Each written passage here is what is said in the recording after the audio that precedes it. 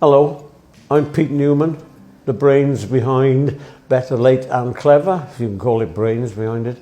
Better Late and Clever is an idea that has developed in listening to the fantastic stories that our seniors have stored in their minds. Better late, obviously, they're later in life, and what comes out of their mouth is extremely clever and interesting.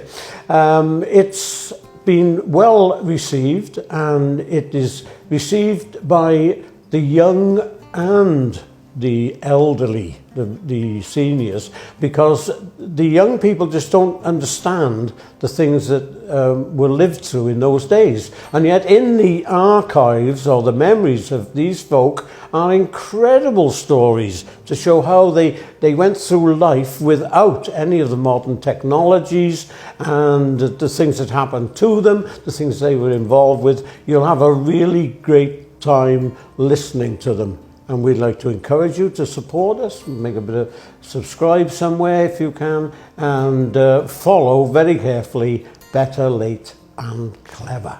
What we're going to do now is we're going to give you a taster of what is to come in the future with Better Late and Clever.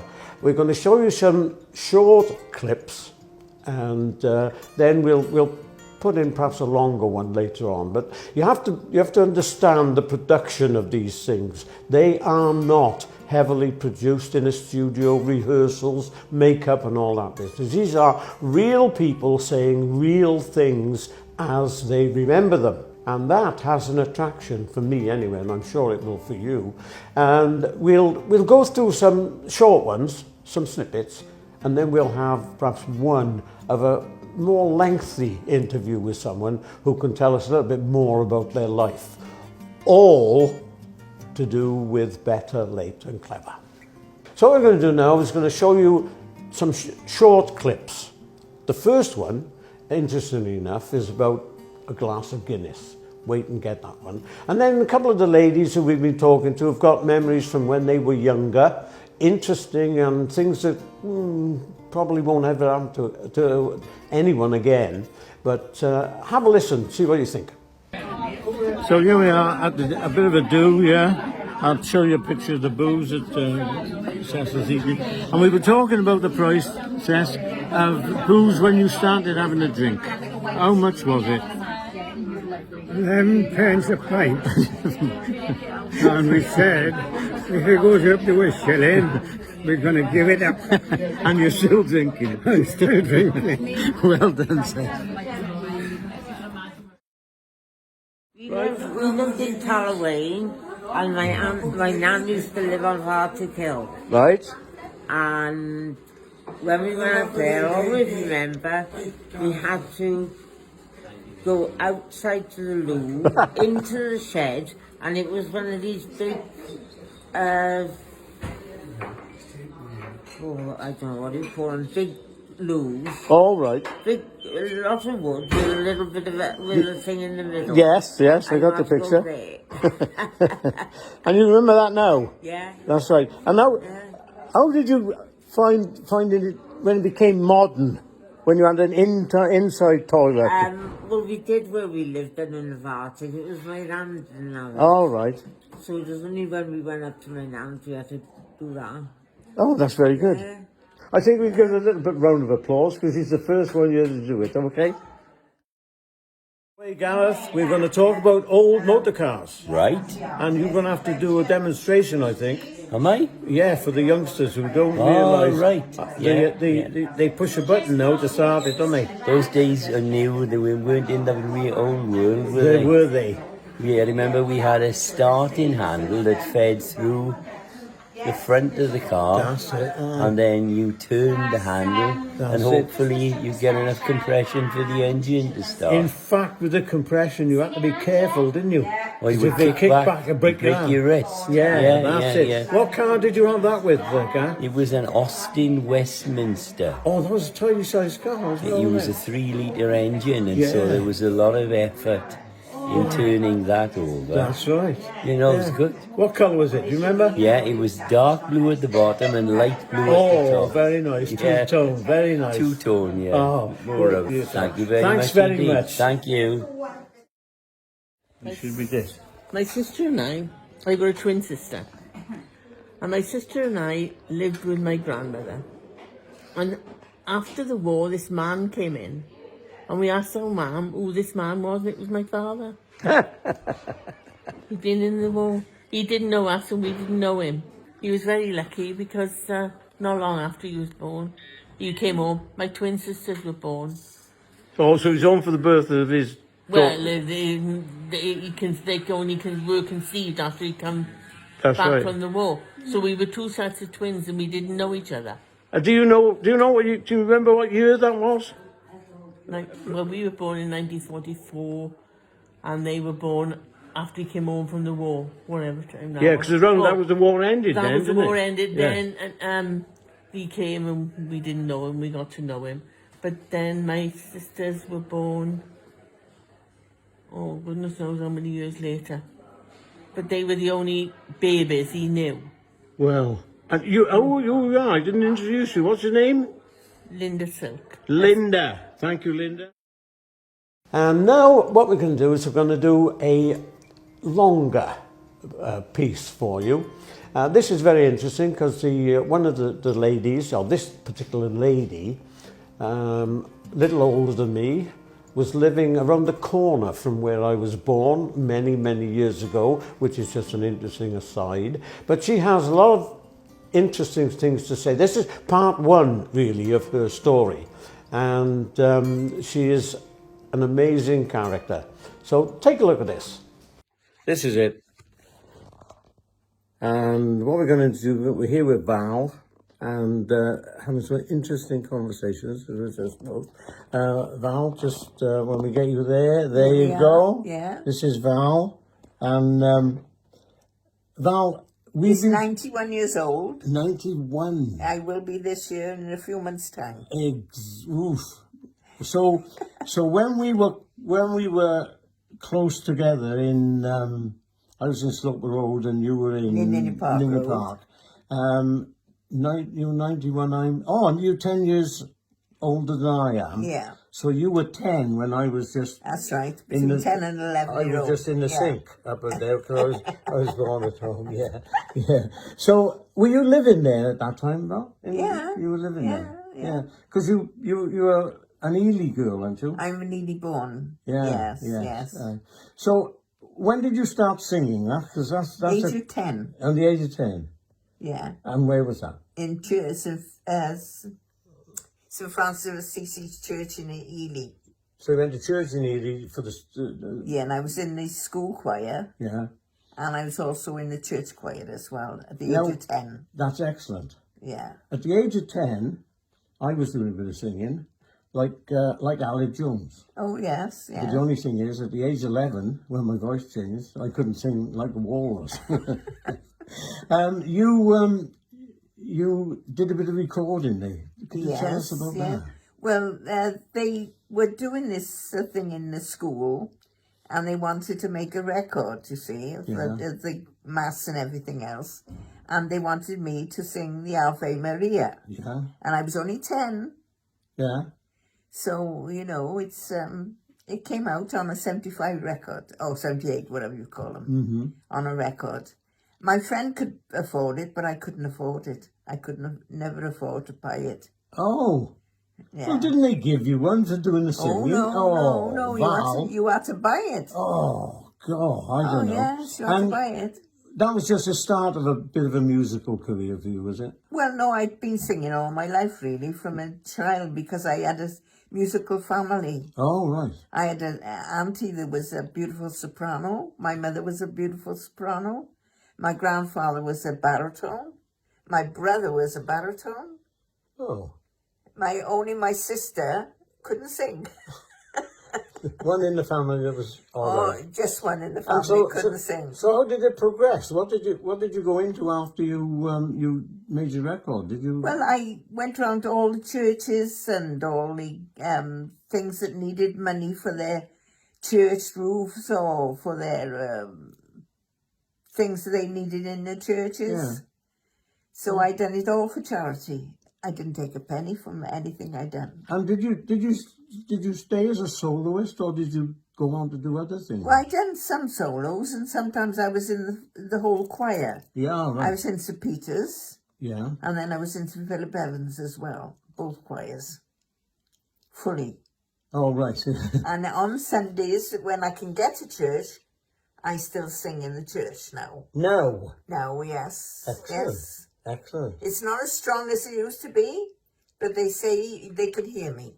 Oh, well, that's all you need to do is to sing in. Well, you've got to get somebody to start off the music, otherwise Exactly. anybody else won't sing. Yeah.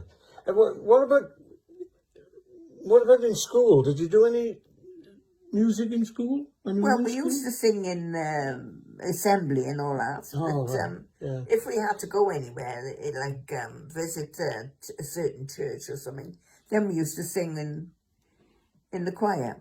That's brilliant. Yeah. What, the part of your life that you spent in Ely, what was that like back then in those days?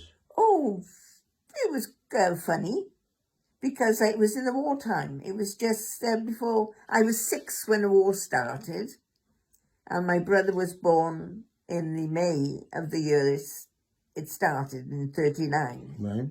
Well, I was out in the street the day he was born, and I got knocked over by a bicycle. Now, was he born at home? He was born at home. Yeah, I was born Oh, at we home. were all on the born corner. at home. Oh, yeah. Nobody went to the hospital in those days. You had the midwife always came. Exactly. But in those days, I had sleepwalk. Oh, right. I don't know what the official word for it is, but Yeah. sleepwalking. Sleepwalking, yeah. Well, we had a bedroom room, and which was overlooking a car's sort of shed. And I used to climb out the window in my sleep and go out the back door. And then when I sort of came round, I knocked the door to come in. And I had that for quite a few years. Even when I moved to live with my grandmother. They don't catch you outside now, do they? Oh, no, I haven't had it for donkey's years now. Oh, I think it finished off when I was about 13 or 14. so what did you do when you left school and moved on? Did you... When I left school, I went into Seccums. You can't remember Seccums. Oh, I can remember Seccums, yeah. Well, I had a funny thing in Seccums. We always used to go for teaching in the mornings before we went down onto the counter. Right. So this morning, after I'd been teaching, I went down on the counter and they were pulling a joke on me. Oh, right. They said, go in and measure that man's inside leg. And I done it. And I was only 18 at the time. And I didn't know what was what in those days. And I was measuring him, and I came out and they were all laughing their heads off. So you were the... I was the patsy because I was the new girl. that's right. Yeah. Tell me, Seccums, did they used to have these things that they put the money in and they used Yeah, to and the things shooting to into shoot them up into the office. the offices, yeah. Yeah, That's they used to be lovely things, those. yeah. Well, it's, Mine, it got stuck every now and again. If you didn't put the cap on the thing properly, it used to get stuck in the cylinder. well, that would never be thought of nowadays, would it? Oh, no. Everything is just like Everything instant. is just normally. Yes, it's all a touch screen on the computer and all that business. And you don't. I don't see many cash registers. Well, who these pays days. cash these days? It's all cards. Well, it's all isn't it? cards, yeah. Exactly. Yeah. Exactly. But so after Seccums, I went over to Alders. that's a clothing, wasn't it? Yeah, they were all clothing Oh, stores. And I became underbuyer All right. for the fashion department. First of all, I went into corsetry. And there's another thing. I put this woman in the fitting room because it was surgical. Mm-hmm. And I said to her, just take your blouse off, please. I said, and your skirt. And I said, I'll come and measure you. She took everything off. She was there in the nude when I went in. I said, "Oh, please put something on." I said, "It's not hygienic." I said, and I just had to walk out. I said, "Until you put some clothes on," I said, "I'm not coming in to measure you." But there's that kind of store and kind of experience is just gone, isn't it? Oh, you don't get a customer coming in the store and you go to her and say, "Can I help you, madam?" No, You just let them look and that's right. then they take it to the till. That's right. Nobody helps them at all. No, and it's totally different with returns and things like that nowadays, isn't it? Oh, yes, you've got to go down to the basement to the offices. Yeah. And then you have to sign forms and goodness knows what and show who you are. Yeah. You know, I think it's terrible these days. Everything's gone to pot. So, did you enjoy your life through all this time? Oh, yes. I always enjoyed my life. Yes. I used to be a racing cyclist. Oh, no. Yes, I was racing from 18 till I was 24. And I cycled all the way from Top of Ely to Birkenhead. Oh, right. And went across the Isle of Man. Was Maindy a cycle track in those days? Yes, and I raced on Maindy as well. And how did you do? Did you get get the odd medal about the place? Oh, no, I always come about second. About second? About second. Well, that's not bad. I don't mind coming second. There's always somebody better than you. Well, there is, yes, but second is good. And the bike I used to ride, it was put into pieces. I had to send to Italy for some pieces. What was the make? Do you remember the make? Yes, it was called... oh, God, what's the name of it now? I know this feeling very well. Yeah, it's... it had a funny name. It's only about 5 letters. Oh, I can't remember it. Never mind. But it was all... It was Italian, was it? Was it Italian? No, the frame was English. All right. But everything else that was put on it, like the handbars and the pedals and everything else, the brakes and everything, had to come from different places. Oh, right. And it cost me £44 at the time, which would be about £2,000 or more now today. Yes. Yeah. And you haven't still got it, I don't suppose. Oh, no, somebody stole it. Oh. I left it outside one day and it disappeared. Oh. Oh, Mount. It was called a Mount. Oh, right. It's called a Mount. Yeah, it's in there somewhere. It's in there somewhere, yeah. Oh. Yeah, and I stayed over the Isle of Man for a fortnight, racing over there as well. And we were camping near a river, a brook. Mm. And all the people who were with me were being bitten right, left and centre with mosquitoes. Oh. But I used Camay soap, which you can't get today, I don't think. No. And I never had one bite at all. It was the Camay soap? It was the Camay soap. Well, that's marvellous. Yeah. See, it wasn't scented. No. It was just ordinary soap. Well, it was soap. It was soap. What you get today is really only passage of soap. But you know well, in the wartime, we only had coal tar soap. Exactly. And things like that. What was the nasty smelling soap? What was that? That was... olive oil? No. It was... I can't remember it now. It was... I don't know. No, that's gone. It'll come back to me. Probably. Yes, it was. It wasn't a very good. Carbolic. Carbolic soap. Carbolic soap. Yeah, that's right. That's right. Yeah. I still buy for nostalgic reasons. You know the shape of the old. Like it was like a rugby ball. Yeah. I still buy that. There's a chemist up with us. I still buy it. Yeah. I don't. It's not probably. But I buy simple because it's got no perfume in it. That's right. I've got a simple. Shower wash that my carer just brought me. Yeah. So everything has got no perfume in it. And when you. What year are we talking about when you come to the end of your cycling career then? About 58. Is it? Yeah. That's still a long time ago, isn't it? It was still a long time ago, yeah. And what have you done since? Because a long time has passed since 58. Well, I've done a lot of walking. I've done a lot of dancing. Oh, there you go. A lot of reading. Yeah. So you filled a life. Oh, yes, I fill my life. Well, it sounds like a full one. Oh yes, I never sit and vegetate. No, well, that's...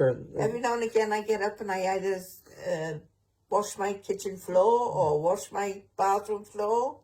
And of course, you didn't start on a PlayStation, did you? With the fingers. It was all if you were. I still can't use them now. The phone I use is this one. Well, oh, that there. We've all got one. We've all got one of them, haven't we? We've all got one. That's the only one I use. But the kids have got. I use an iPad, oh, but I'm cool. just getting used to using it. Yeah. I'm on FaceTime with my niece. That's a good thing. We were talking with the other ladies downstairs, and that's one of the good things about modern technology. Yeah. Is you can see the people you're talking to. That's right. You're talking That's to. right. Yeah. Oh, that's cool. Yeah, so and I you're do one enjoying every it? day. You're enjoying it now, are you? Oh yes, because she can see me and see I'm okay. Yeah. Yeah. She phoned earlier on when two men were here putting this thing on my back. Because I haven't had any back support, you see. Oh, right. So now they brought me this Oh, from the chair. for on the chair and one on the bed. But my carer's got to put the one on the bed. Oh, you comfortable now? Not really. Not really. Not really. They Well, said it'd be like Mama. Well, Mama. I gotta say, it's been great talking with you. And I don't know, can we do it again sometime? Oh yes, definitely. That's fabulous. Well, Yes. say goodbye to people. Bye-bye. There you are. That's the first episode of Better Late and Clever. Really good, I think. And we're going to continue with this, so we need your support. So click on the links that will be about the place, so you'll be able to find them and send us comments or applaud or whatever you fancy doing. Throw money. No, I don't mean that. And just keep watching this space, Better Late and Clever, wherever it is. We'll keep a note of where the podcasts are going out and when they're going out, and we'd love for you to join us. If you've got any comments, or perhaps you want to share it, then feel free to get in touch, and you'll find those links as well, and we'd love to hear from you. So, thanks for watching. It's been great, and we'll see you again sometime, I hope.